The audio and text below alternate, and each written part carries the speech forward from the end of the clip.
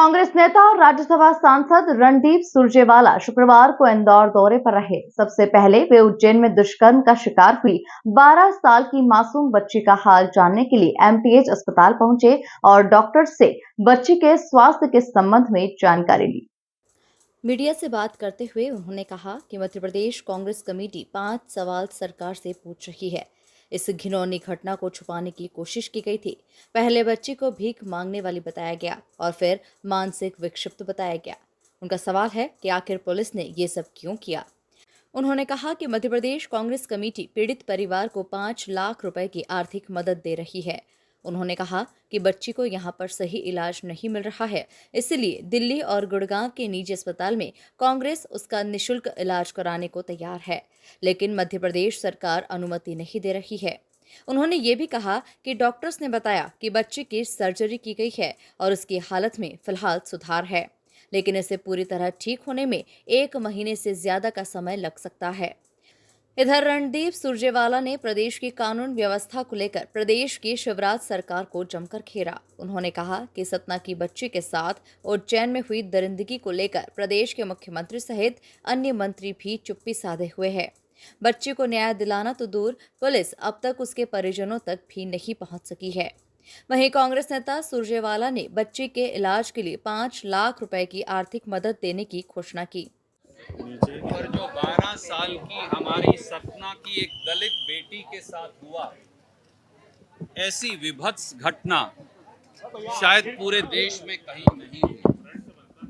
भारत मां का सीना इस निर्भया बेटी के साथ बलात्कार ने छलनी कर दिया। 12 साल की ये अबोध दलित बालिका ये सतना से उज्जैन कैसे आई, आज तक भी भारतीय जनता पार्टी की सरकार को मालूम नहीं। दुर्भाग्य ये है कि मुख्यमंत्री शिवराज सिंह चौहान एक रहस्यमयी और षड्यंत्रकारी चुप्पी साधे हैं। कई दिनों से उनके मुंह से एक शब्द भी 12 साल की इस अबोध बालिका के जो विक्टिम है रेप की, उसके लिए निकला नहीं। आज हम सारे साथी, विधायक साथी, जिला कांग्रेस कमेटी के अध्यक्ष, शहर कांग्रेस कमेटी के अध्यक्ष, हम बिटिया के परिवार और बिटिया का कुशल क्षेम जानने आए थे। राजनीति से ऊपर उठकर मानवता को शर्मसार करने वाली ये घटना है।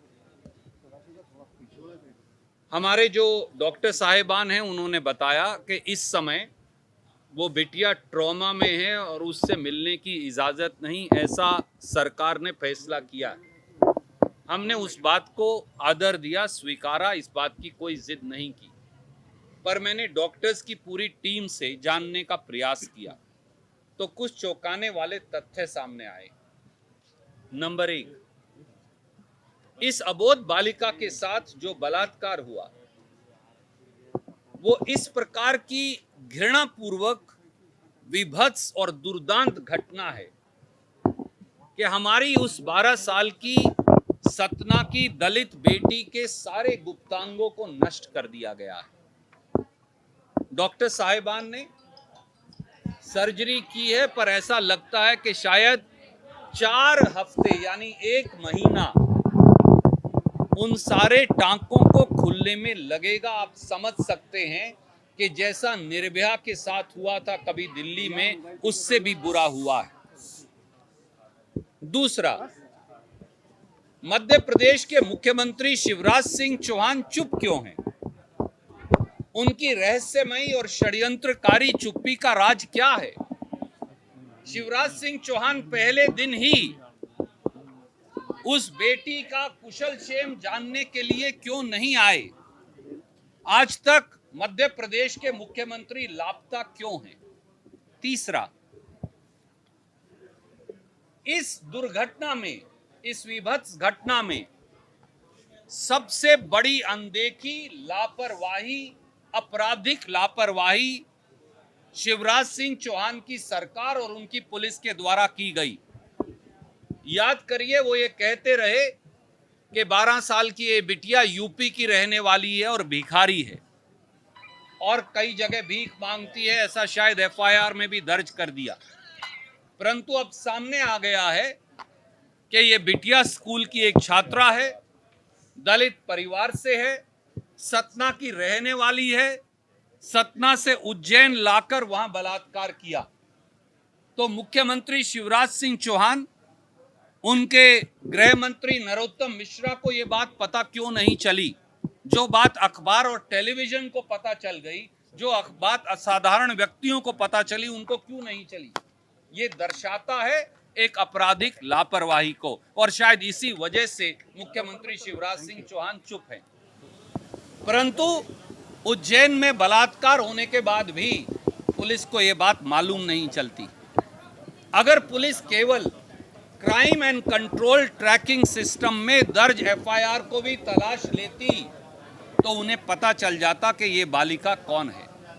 पांचवां, शिवराज सिंह चौहान की सरकार और पुलिस ये कहती रही कि ये बालिका भिखारी है, पर साफ हो गया, बात साफ सामने आ गई कि ये बालिका स्कूल की छात्रा थी और स्कूल की ड्रेस पहने थी। और अब भी बार बार होश जब आता है तो मुझे डॉक्टर साहिबान ने बताया वो स्कूल की ड्रेस मांगती है। तो जब ऐसा था तो उसे भिखारी कहकर पूरे मामले को रफा दफा करने का षड्यंत्र क्यों किया गया? इन सारी बातों का जवाब मुख्यमंत्री शिवराज सिंह चौहान को सामने आकर देना चाहिए। सच्चाई ये है कि मध्य प्रदेश में दलित और आदिवासियों की संज्ञा अब इंसान के बराबर नहीं रही। सबसे ज्यादा दलितों और आदिवासियों पर अत्याचार, हमारी बेटियों से अनाचार मध्य प्रदेश में भाजपा शासन में हो रहे हैं। क्यों शिवराज सिंह चौहान ने और उनकी सरकार ने ये बात छुपाई कि ये बेटियां सतना की एक दलित बेटी थी? इन सब का जवाब देना चाहिए। हमारे प्रदेश कांग्रेस कमेटी के अध्यक्ष माननीय कमलनाथ जी ने